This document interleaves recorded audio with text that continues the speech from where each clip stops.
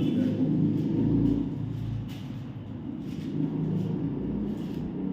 4వ వచనం. మార్కు 5:4 వచనం.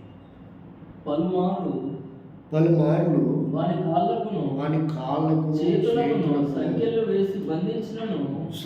వేసి బంధించినను వాడు ఆ చేతి సంఖ్యలు తెంచి కాలి సంఖ్యలను తుత్తునేలుగా చేసిన గనుక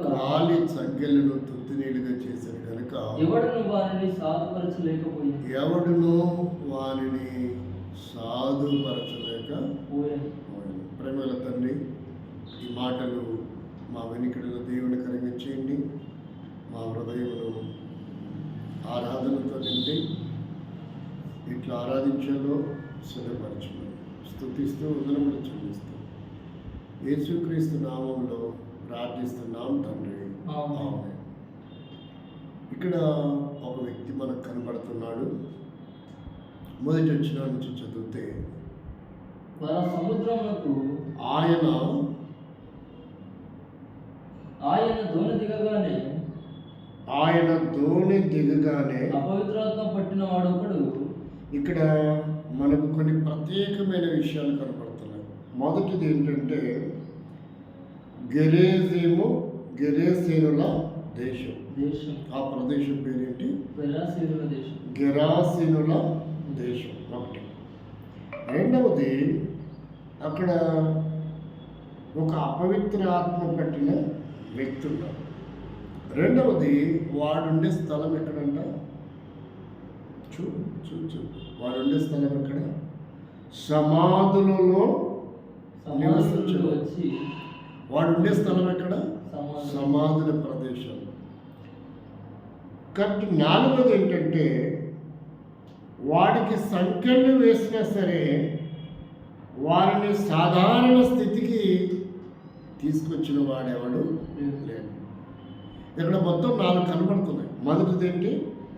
గెరాసేనుల దేశం. రెండవది ఏంటి? అపవిత్రాత్మ పట్టిన వ్యక్తి. మూడవది ఏంటి? సమాధులలో ఉండే వ్యక్తి. నాలుగవది ఏంటంటే సంఖ్యలతో వాడిని బంధించినప్పటికీ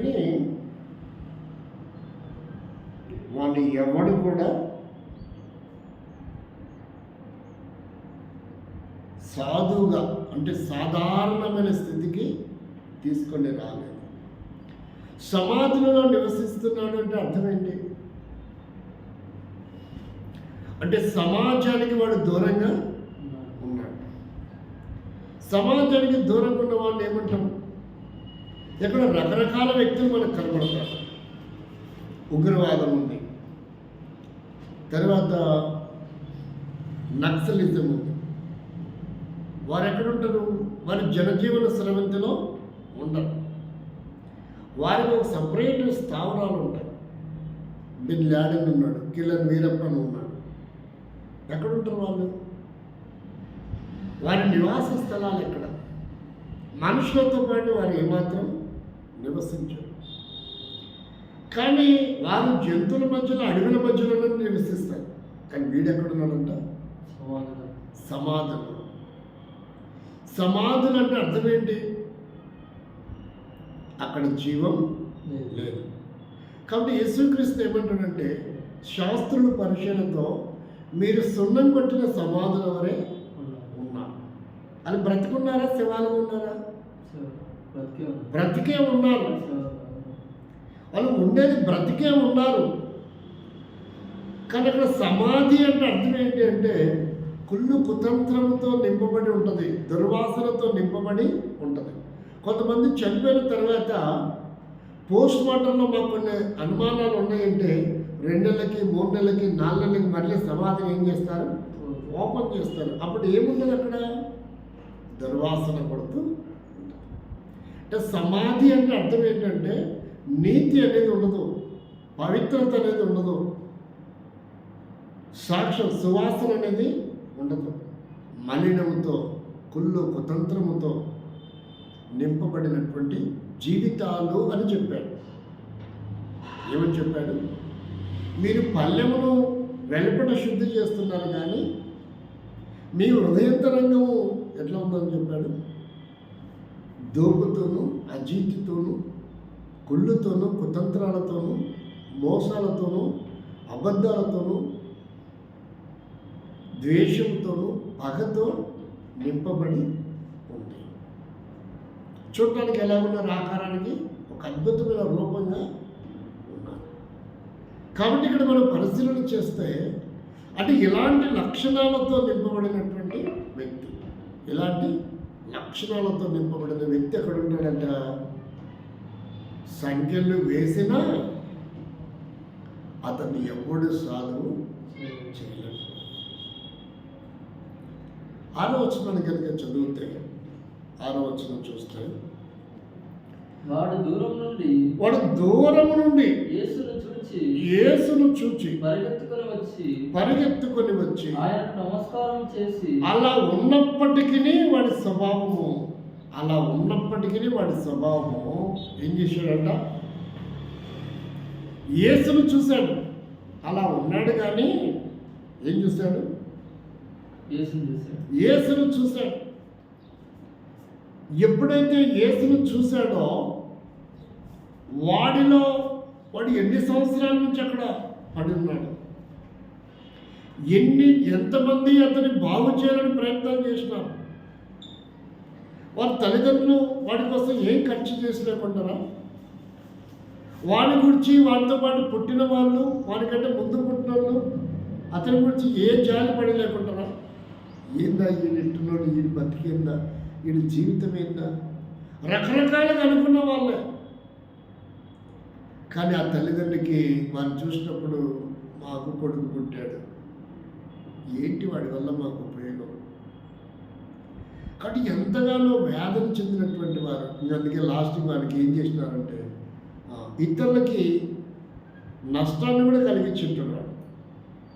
కొట్టడము, రక్కటము, బెదిరియటాలు అలాంటివి కూడా చేసి ఉంటాడు. ఎందుకంటే వాడికి సంఖ్యలు వేశారని రాయబడింది.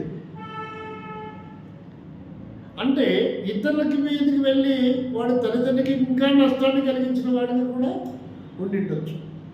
చివరికి వాడిని బాగు చేయడం ఎవడి తరం కాదు. అందుకని ఇక తల్లిదండ్రి వాడికి సంఖ్యలు వేసి ఏం చేస్తాడు? మళ్ళా చదువు 4వ వచనం, 5వ అధ్యాయము మార్క్స్ వార్త 4వ వచనం. సంఖ్యలు వేశారు. ఎక్కడెక్కడ వేశారంట? మామూలుగా సంఖ్యలు నేరం చేసిన వాడికి పోలీసులు ఎక్కడ వేస్తారు? చేతులకు వేస్తారు. మరి కాళ్ళకు కూడా ఎవడేస్తారంటే కరుడు కట్టిన వాడు ఉంటే వాడు పారిపోతాడు అంటే గొలుసులతో వాడిని ఏం చేస్తారు? అందిస్తారు. ఈడేమో అట్లాంటి కాదు, కరుడు కట్టినోడు, కానీ వాడికంటే వేదనకరంగా ఉన్నాడు. వానికి దేవుని ఆత్మ పనిచేయట్లేదు. వాడిలో ఏం పనిచేయట్లేదు? సైకాలజికల్గా అంటే సాధారణమైనటువంటి జీవన విధానంలో వాడు లేడు. వాడిని పట్టి పీడిస్తుంది. దేవునికి దూరం చేసింది, సమాజానికి దూరం చేసింది, తల్లిదండ్రికి దూరం చేసింది. తన వయసు వారితో కలిసి మన భాషలో మాట్లాడాలంటే ఏం చెప్పాలా? దావతులు చేసుకోవడం లేదు, టీ పార్టీ చేసుకోవడం లేదు, క్రికెట్కో ఇంకా చెప్పండి ఫుట్బాల్కో వాలీబాల్కో వెళ్ళేది లేదు, క్లబ్బులకు వెళ్ళే పని లేదు. కానీ వాడు ఉండే జీవితం ఎక్కడ? అన్ని వాడికి సమాధులే. మనుషులతో గడపడానికి వాడు ఏమాత్రం ఆహ్లాదకరమైన జీవితం. ఎక్స్కర్షన్స్ కానీ, దాన్ని ఏమంటారు, జలపాతాలు కానీ, లేదంటే సర్కస్లు కానీ, ఇంకేంటి ఎగ్జిబిషన్స్ కానీ, వాడు ఏ ఆహ్లాదకరమైనటువంటి ప్రదేశానికి కోరుకోట్ల. ఎక్కడున్నాడంట? ప్రతి మనిషికి ఒక్కసారైనా జలపాతం చూసేస్తే బాగున్నాయి, ఆ గుట్టకాడికి పోయిస్తే బాగున్నాయి, లేదంటే దాన్ని ఏమంటారు ఆ జూ పార్క్ కాడికి పోయిస్తే బాగున్నాయి. ఇంకా తెలంగాణ ఏమేమి ఉన్నాయి, ఆ గోల్కొండ కిల్లా చూసొస్తే బాగున్నాయి, బిర్లా టెంపుల్ మందిర్ చూస్తే బాగున్నాయి, అసెంబ్లీ చూస్తే బాగున్నాయి. ఇంకేమంటుందండి రామోజీ ఫిలిం సిటీ చూసొస్తే బాగున్నాయి. ఇవి ఏమీ లేవు వాడి జీవితంలో. ఇలాంటివి ఏమీ వాడి జీవితంలో లేవు. ఇప్పుడు వాడు ఎలా ఉంటుంది ఆ తల్లిదండ్రులకి? కాబట్టి వాడి జీవితము ఎంతో దైన్యతగా ఉంది. కారణం ఏంటి అంటే వాడిలో సహజమైన దేవుని ఆత్మ ఏం చేయట్లా, పనిచేయట్లా. దేవుని ఆత్మ ఎక్కడైతే పనిచేయదో అక్కడ ఏం జరుగుతుంది? ఇక అక్కడ దురాత్మనే పనిచేస్తుంది. ఇప్పుడు వీడిని చేస్తున్నది ఎవరంటే వీడు కాదు, వీడిని పట్టినటువంటిది. ఈరోజు కూడా చాలా మందికి పట్టింది. ఏం పట్టింది? మత ఛాందస్తం పట్టింది, కొంతమందికి త్రాగుడు పట్టింది, కొంతమందికి జూదం పట్టింది, కొంతమందికి గేమ్స్, కొంతమంది ఏమంటే దాన్ని ఏమంటారయ్యా బెట్టింగ్స్, ఆన్లైన్ బెట్టింగ్స్, కొంతమందికి కోడి పందాలు, ఇలా కొంతమందికి ఎద్దుల పందాలు, కొంతమంది బైక్ రైడింగ్స్, హార్స్ రైడింగ్స్ కదా. ఇలా రకరకాలుగా పట్టింటే వాళ్ళ దృష్టిలో వాళ్ళ తల్లిదండ్రులు ఎంత సంతోషపడతారు, వీడి దృష్టిలో ఏం సంతోషపడతారు తల్లిదండ్రులు. ఇది ఎక్కడ ఉండేది? కాబట్టి ఇలాంటిది భయంకరమైనటువంటి జీవితంలో వాడిని కాపాడే నాదుడే లేడు. ఒకవేళ మనం ఇలా అనుకుందాం, అక్కడ లాండ్ ఆర్డర్స్ ఉంటాయి, సంఖ్యలు వేశారంటే ఉండదా? అక్కడ పాలన ప్రభుత్వ యంత్రాంగాలు కూడా ఉంటాయి. తర్వాత అక్కడ పిచ్చి హాస్పిటల్ కూడా ఉండొచ్చేమో, మనకు తెలియదు. మనం అనుకుందాం, ఇప్పుడు ఎవరైనా పిచ్చి శాస్త్రం చేస్తే ఫోన్ చేస్తే వాళ్ళు చేంజ్ చేస్తారు, తీసుకెళ్తారు. ఒకవేళ అడవిలో జంతువు ఊర్లోకి వచ్చిందంటే ఫోన్ చేస్తే ఏం చేస్తారు? వాళ్ళు తీసుకెళ్ళిపోతారు. మరి ఇది ఏం చేస్తారు? ఎక్కడ తీసుకెళ్తారు? కాబట్టి ఎంతో ప్రమాదకరమైన స్థితిలో ఉన్నాడు.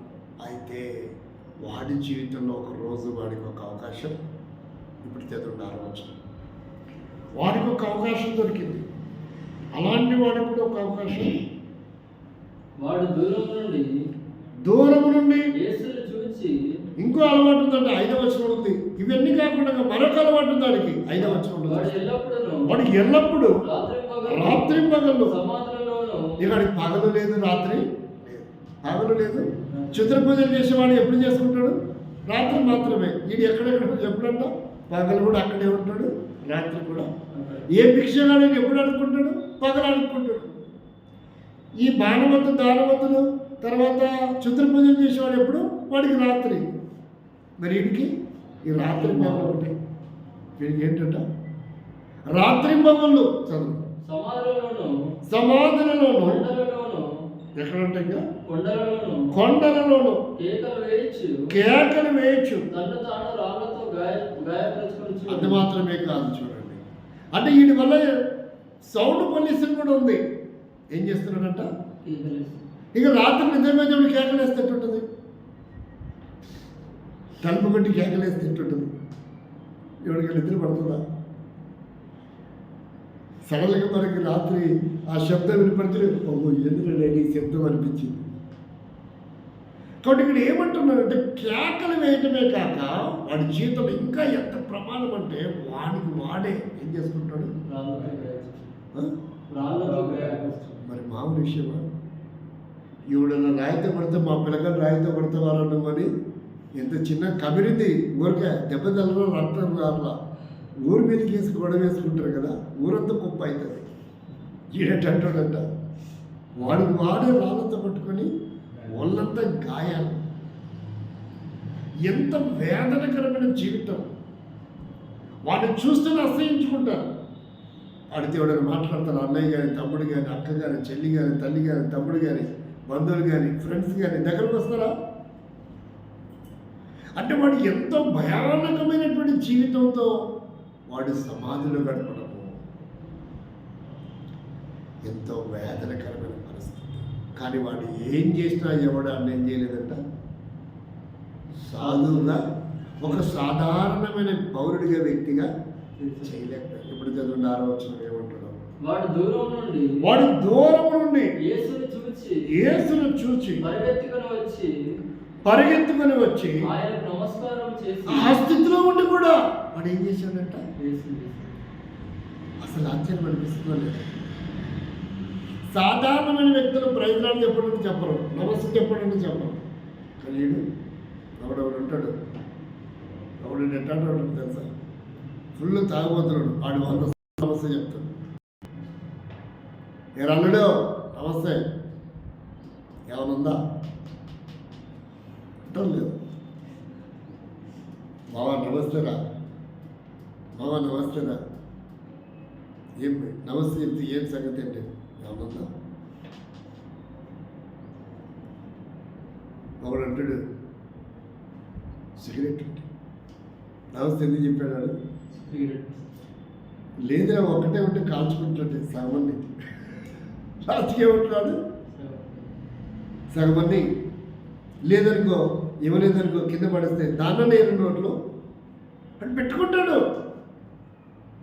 ఇక్కడ విషయం ఏంటంటే, కానీ వీడేం చేస్తున్నాడంటే వాడు యేసు దగ్గరకు వచ్చాడు, రావటమే కాదంట, ఎప్పుడైతే యేసు దగ్గరకు వచ్చాడో, ఎప్పుడైతే అంతమంది ఎంతమంది దగ్గరకు వస్తే పారిపోయారో వాళ్ళు, ఇప్పుడు ఆడికి వచ్చాడు అంటే వీడు పారిపోలేదు, వచ్చిన ఆయన కూడా వాళ్ళు చూస్తే అందరూ పారిపోయినారు కదా.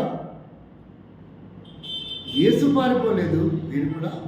అక్కడ ఏదో కెమిస్ట్రీ జరుగుతూ ఉంది. అక్కడ ఏం జరుగుతుంది, అందరూ ఏమనుకుంటాడు,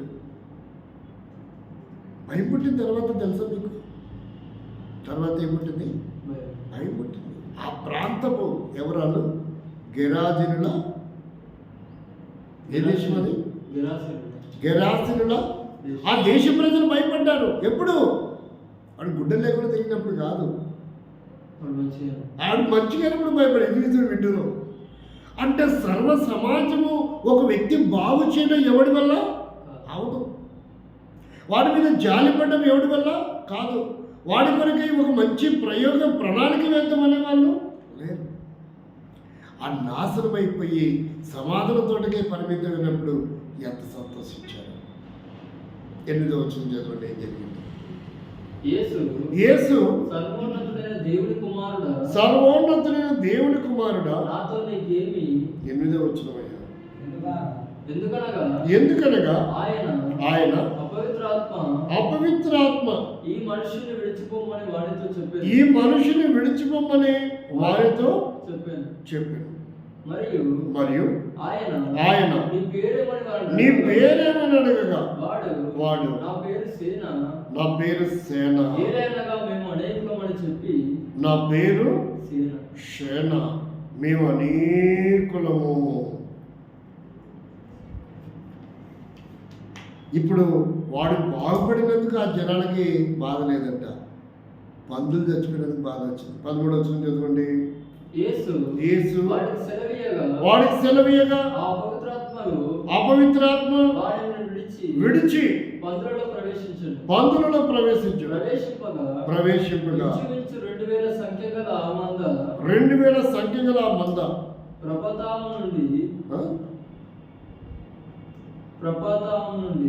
ప్రాపతము నుండి సముద్రపు దారిన వడిగా పరిగెత్తుకొని పోయి సముద్రంలో పడి ఊపిరి తిరగక చచ్చెను. 2000 పందులు చచ్చిపోయినాయి అంటే వీడి బతకడం దేవుని ప్రణాళిక ఉందా లేదా?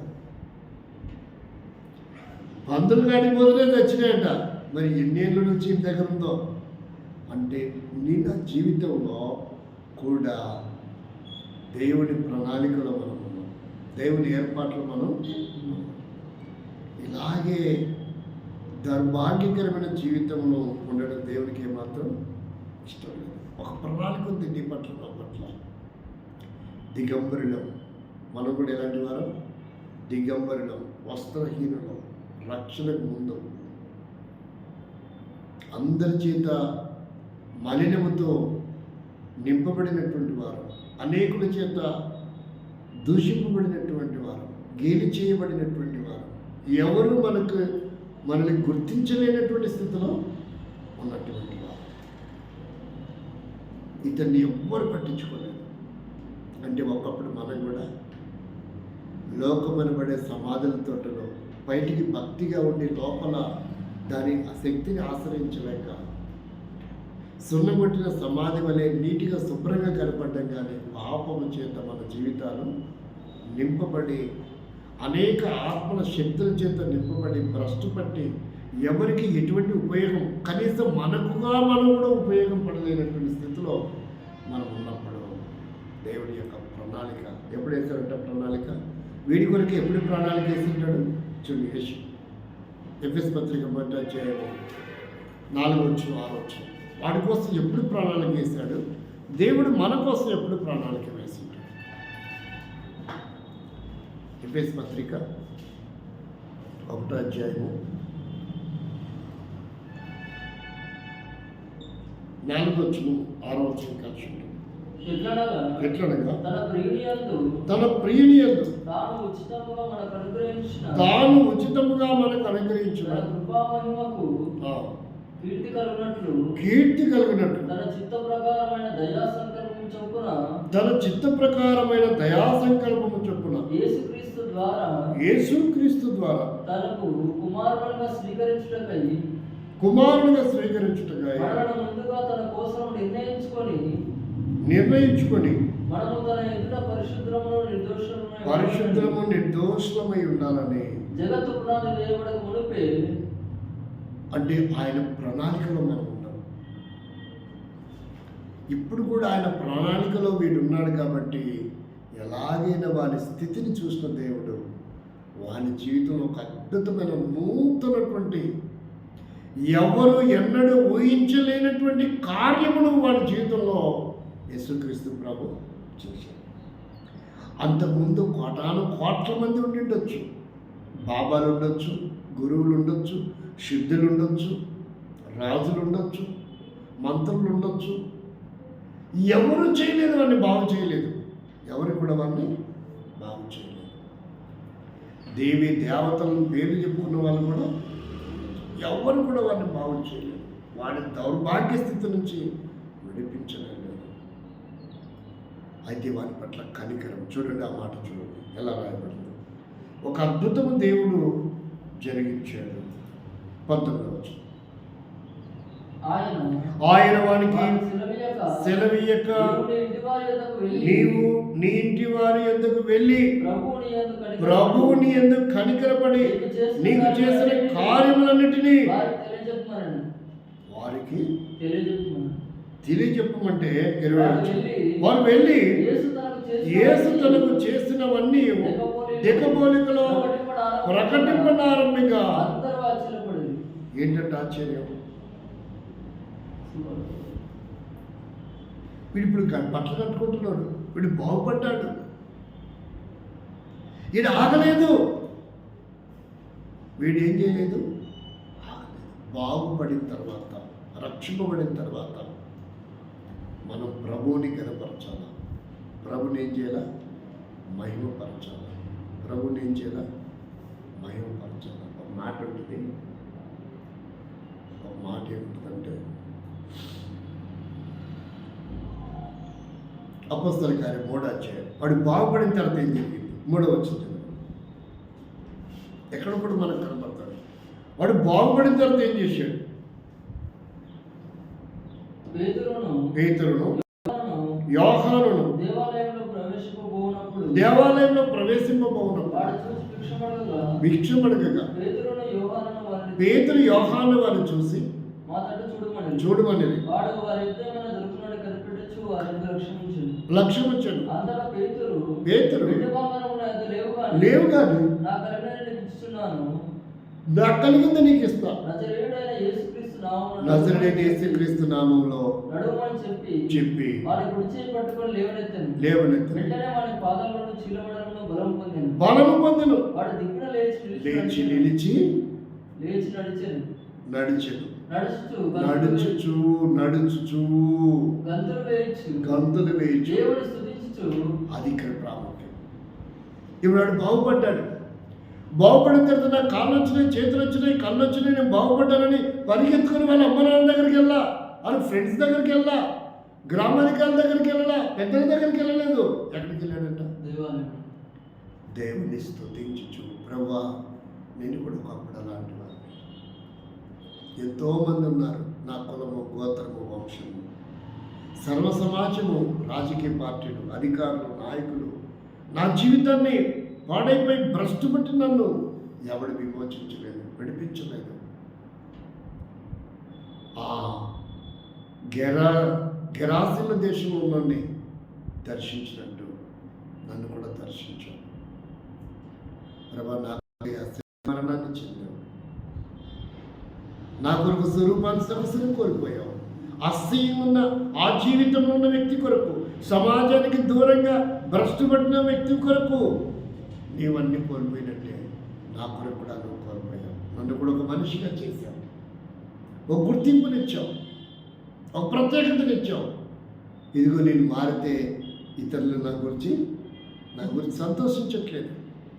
అయ్యా, వాడు బాగుపడ్డాడు, సుఖపడుతున్నాడు, పర్వాలేదులే, ఒక మేలు జరిగింది అనుకునే వాళ్ళు తక్కువ ఉంటారంట. అయినా సరే ఎవరు నన్ను పట్టించుకోకపోయినా నువ్వు నన్ను పట్టించుకో. నేను అలా పడి ఉండటం నీకు ఇష్టం లేదు ప్రభా, నన్ను బాగు చేశాను. ఇదిగో వాడు కూడా దేవాలయం దగ్గర వాడు బాగుపడిన తర్వాత వాడు ఎక్కడికెక్కడికో వెళ్ళి సంతోషించి ఆనందించలేదు. ఫంక్షన్కి వెళ్ళలేదు, దావతులకు వెళ్ళలేదు, ఎక్స్కర్షన్స్కి వెళ్ళలేదు. ఎక్కడికి వెళ్ళాడంట? దేవుడు తన జీవితం చేసిన మేలుని బట్టి దేవుని స్తుతించుతూ ఉన్నాడు. ఏం చేస్తున్నాడు?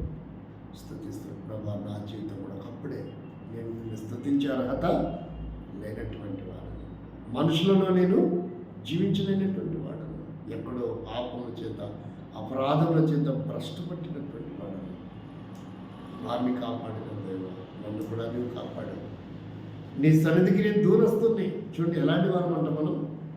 లూకా సువార్త 18:13 ఎలాంటి వారం అంట మనం? దేవునికి, సమాజానికి మనం దూరస్తులమే, మన పాపములను బట్టి, అవిధేయతలను బట్టి.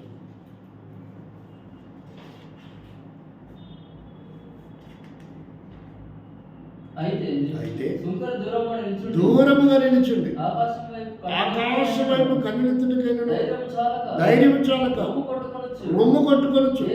దేవా, పాపినైన నన్ను కరుణించుమని. ఎక్కడున్నాడంట ఆయన? ఎక్కడుంది? 12వ వచనం కూడా చదవండి. వారమునకు 2 మారులు చదవండి, 13లోనే ఉంటుంది.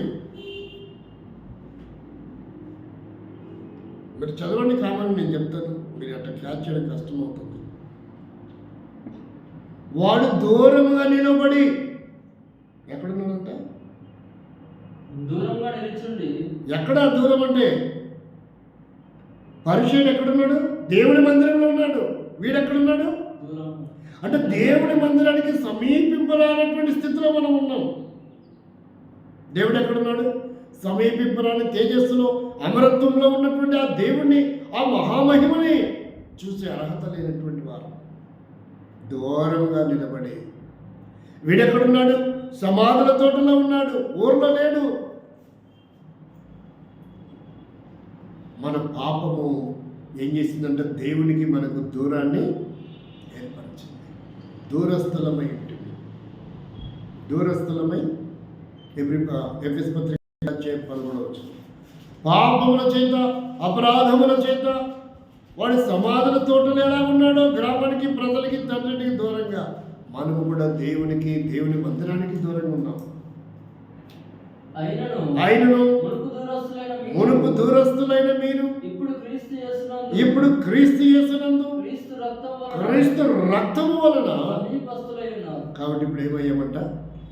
దూరంలో సమాధుల తోటలో ఉండేవాడు ఎక్కడికి వచ్చాడు?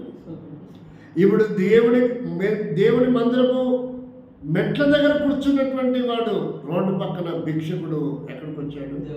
దేవాలయంలోకి వచ్చాడు, దేవుని ప్రజలతో వచ్చాడు. ఇప్పుడు దేవుని సమీపస్తుడిగా చేపట్టాడు. ఏం పోయిన తర్వాత? అవిధేయత, పాపము, దేవునికి వ్యతిరేకమైన స్వభావము ఎప్పుడైతే మన నుండి పోతాయో, ఎప్పుడైతే దేవుని ప్రత్యక్షత వలన ఆ రక్తం వలన విమోచించబడతామో, ఇప్పుడు మానవ స్వభావం వస్తుంది. ఆ తర్వాత మనం దేవునికి సమీపస్థలం అవుతాం, దేవుని ఆరాధించే అనుభవంలోనికి వస్తాం. మరి దేవుని ఆరాధించే అనుభవంలోనికి మనం వచ్చాం, దూరస్థలమైన మనం. కానీ ఆయన ఏమయ్యాడు? పరలోకానికి దూరం అయ్యాడు, గరాపు శరాపులకు దూరం అయ్యాడు, తండ్రికి దూరం అయినాడు, సింహాసనానికి దూరం అయినాడు, సమస్తాన్ని కోల్పోతే కానీ ఆయన మనల్ని తన దరికి చేర్చుకున్నాడు. ఎందుకు గొప్ప ధన్యత! తల్లిదండ్రి వాడికి ఎవరు దగ్గర కాలేదు, వారి బంధుమిత్రులు ఎవరు దగ్గర కాలేదు, వాడిని దూరంగా పెట్టారు. ఈ లోకమంతా దూరంగా పెడతా ఉంది. కానీ యేసుప్రభు ఒక్కడే మళ్ళీ దగ్గర చేర్చుకోవాలనుకుంటున్నాడు. ఏమనుకుంటాడు? ఆయన దగ్గర నువ్వెంత ఘోర పాపి అయినా నా దగ్గరకు వచ్చేవాడిని నేను బయటికి. ఆ సొంత కొడుకు నా తల్లిదండ్రులు ఏం చేశారు? మేనమనుడు అయిండొచ్చు, మనవడు అయిండొచ్చు, తమ్ముడు అయిండొచ్చు కదా, వాడిని దూరంగానే బొండలేసి సంఖ్యలు వేసి. కానీ దేవుడు ఎంత ఘోర పాపి అయినా చూడండి. యోహాను సువార్త 6వ అధ్యాయం 37వ వచనం. యోహాను సువార్త 6వ అధ్యాయం 37వ వచనం.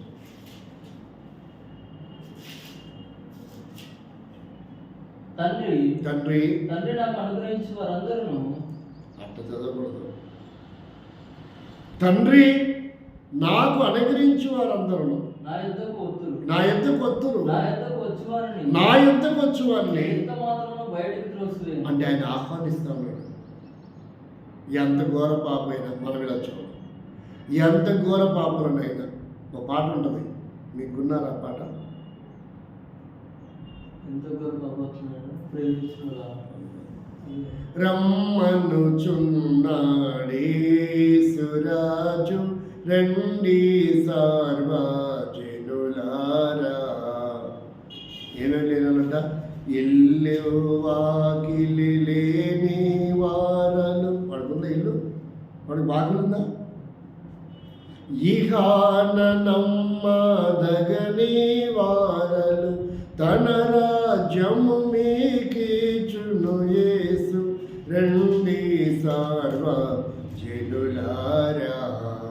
రమ్మనుచున్నాడేసురాజు రండి సార్వజనులారా. కాబట్టి ఇప్పుడు సమాధాన తోటలో ఉన్నాడు. అలాంటి వారికి గొప్ప ధన్యత, దురస్థలమైన మనకు గొప్ప ధన్యత.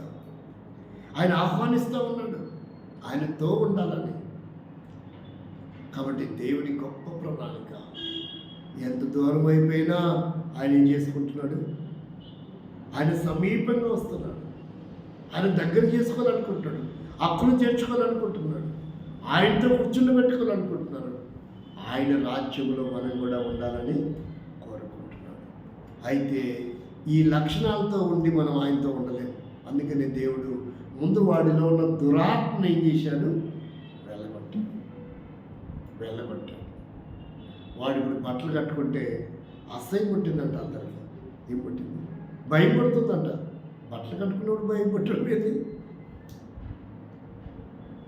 కాబట్టి ఇప్పుడు మనం దేవుని స్తుతించి, ప్రభా నేను కూడా ఒకప్పుడు అలాంటి వ్యక్తిని, ఇల్లు వాకిల్ లేదు, గుర్తింపు లేదు, విలువ లేదు, దౌర్భాగ్యకరమైన వ్యక్తిని. కాబట్టి నన్ను క్షమించావు, నా పాపముల కొరకై నీ రక్తంను ధారపోసావు, నన్ను విమోచించావు, విడిపించావు. ప్రభా నీకు స్తోత్రం. ఇదిగో ఇప్పుడు సమీపస్థం చేశావు. నీ మందిరంలోకి వచ్చి దాన్ని తెచ్చావు, నీ బల్ల దగ్గరకు వచ్చి దాన్ని తెచ్చావు. నా నోట నీ స్తుతి వస్త్రమును, స్తుతి గీతములను ఉంచావు.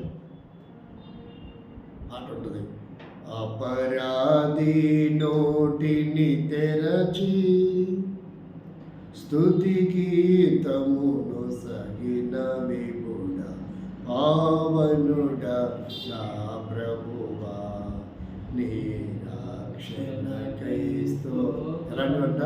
అపరాధి నోటిని తెరిచి స్తుతి గీతమును సగిన. బట్ అందుని బట్టి ప్రభా నా భాగ్య జీవితం ఇలా చేస్తున్నందుకు నీకు స్తోత్రం. ఏ విధంగా నేను స్తుతించి ఆరాధించకుండా ఉండగలను?